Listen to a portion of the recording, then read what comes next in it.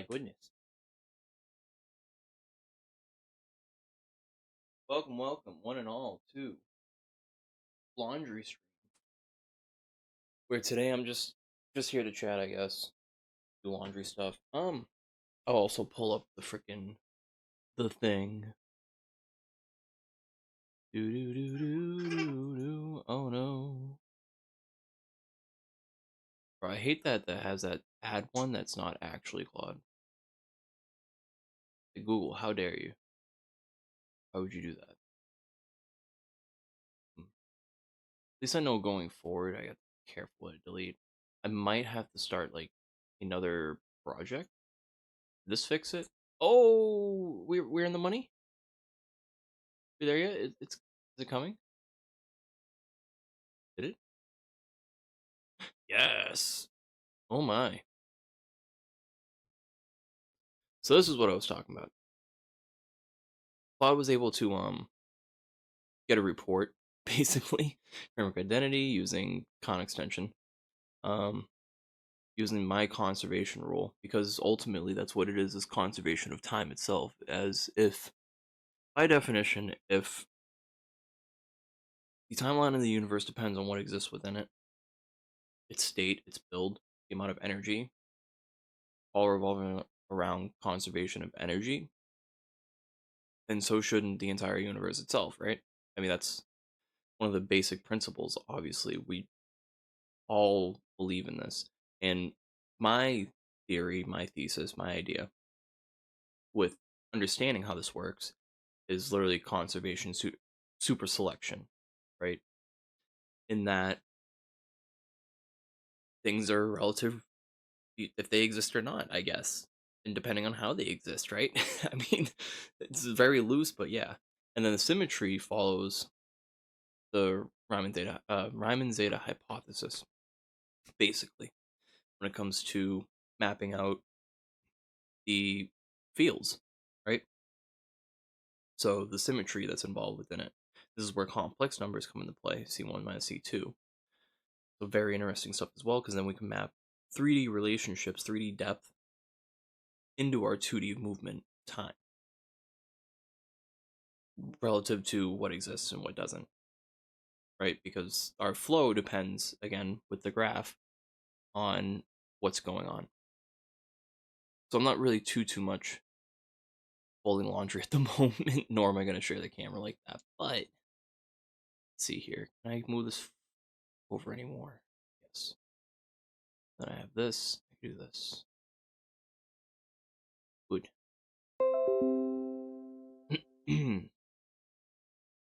So, using number theory change of n with this ICS framework, right?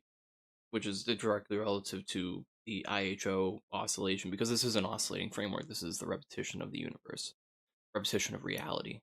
Like, assuming that after the big freeze, the vacuum energy gets all screwed up. I mean, the boundaries between what exists and what doesn't isn't there anymore.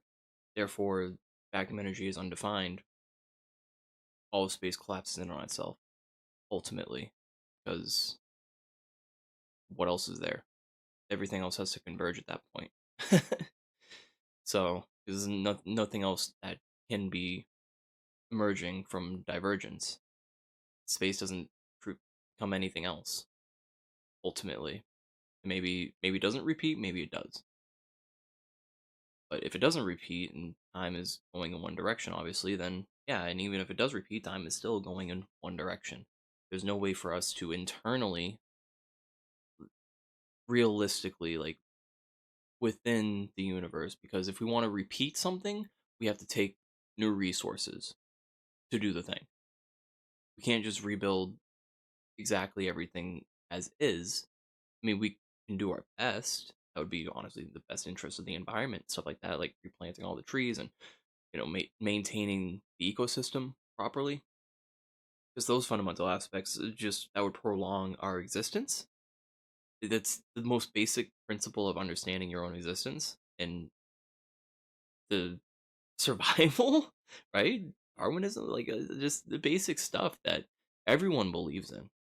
Like everyone, every conscious sentient being typically believes in the idea, whether they want to exist or not, but of survival, right? If you want to exist for a long time, they understand that you got to survive. If you don't want to exist for a long time, then you know what to do. Kind of crazy.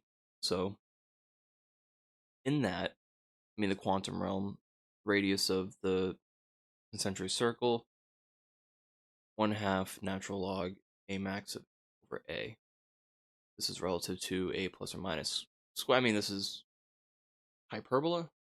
No, yeah, minus would be a hyperbola at that point.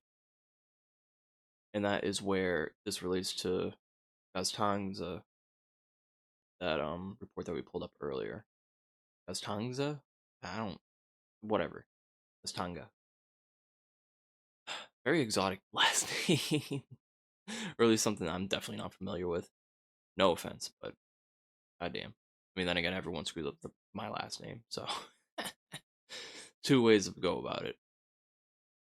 Anyways, the mathematical representation of the framework G I C was pair M, so it has to do with the dynamic quantum field theory,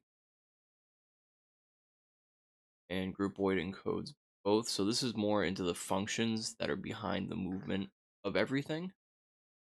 I mean, ultimately, literally what I just said, that time is relative to what exists relative to mass.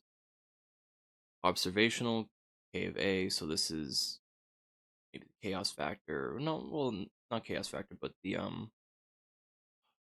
something I learned about with the cosmological constant, and it is relative to this factor of K. I'm just trying to remember exactly what it is, but it's relative to Euler, right? Easily enough. Euler's identity, Euler's like the rate of change. If you go back to the other video that I posted on YouTube just a few minutes ago, I believe, friggin' going over the model, and I'll show it here again soon. But now that this report actually came up, this is what Claude was able to put together based on everything. But I can verify that these are the equations that are underlying in a lot of this. This is mathematics. This isn't anything philosophical necessarily. This is all based off the same type of stuff that Claude is built from. And all of our electronics and everything's built from, you know? And so to be able to actually model these things without literally crashing, there is, I think in the coding, there is a null guard for instances where, as we discussed again in the earlier video, time reversing, or especially once I get divergence and emergence in there, time reversal is a null. It's undefined. Genuinely, just by regarding the rate of divergence relative to emergence. And then the convergence behind both of those layers. Because the radii is relative dimensionally when it comes to local causality, because we're not taking the energy from the circle itself, we're relating a measurement to that energy. And that is probability, it's based off probability of the amount of stuff that is happening, that is occurring, the amount of interactions. That's the measure of local causality, the area that we're going to be defining.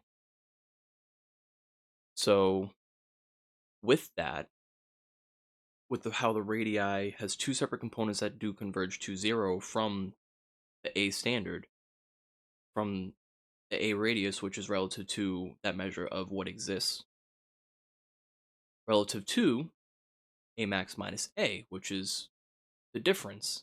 So the conservation is energy is conserved in the system, right? Ultimately, that's what it's going to be. Now, the observational data, it derives this from, represents, and correlates apparently with CMB parity from the report that when I compare this model, eventually, this model was already on the ground up fundamentally, the equations and everything, up until I saw the Gaztanga, and I literally just pulled the PDF in, fed it in the plot, and whenever I do these checks, I allow it obviously to go to the internet, because genuinely a lot of these things it wouldn't have gotten from that one article. It wouldn't have gotten from me prompting, because even when I've shared this project, aspects of this project, I'm not bringing any of these words in. This isn't tokenization in the sense based on my conversation. I'm allowing it to search the internet for what it needs to actually like check this framework mathematically. It's in the code, the equations that I have been giving it. I'm not asking it to make these equations for me. I am the one giving it the equations. So, evidently, and then organizing them in such a way. Because, again, like I said, this model barely ever crashes. It lags when you have a lot of stuff put on at the same time, obviously. That's a lot going on. It's a lot of pressure on the code. There's like almost 7,000 lines of code now because of everything that's included within it.